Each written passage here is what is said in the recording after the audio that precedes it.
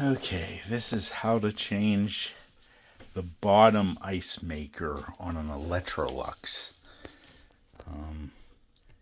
So side by side. Now this has two ice makers in it, and the one up here is working fine. The one on the bottom is the one that's broken on mine. So for my model, this model, it's the 241798219 ice making part. And it's the more expensive one, wouldn't you know? But anyway, I'm going to show you how to replace it. So here's the new ice maker. That model I just said. So there's 3 screws on the bottom. 1, 2, 3. Now this will be sitting in the refrigerator or the freezer like this, on a clipped in to a bracket. Don't take the bracket off. All you need to do is take the 3 screws off the bottom. They're hard to see, but if you fiddle around, you can get to them.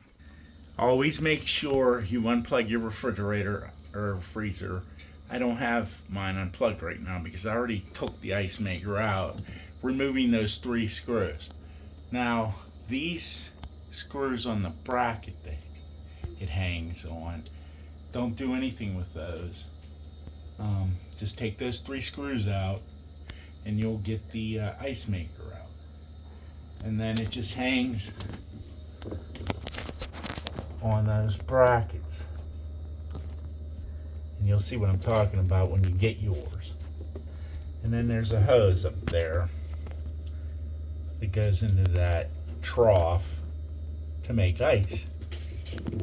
But it's that simple. It's 3 screws lifted up off of there, put it back on, then the plug is behind. There's a shroud that goes over this fan. Just take that off. There's screws. There's like three screws on that.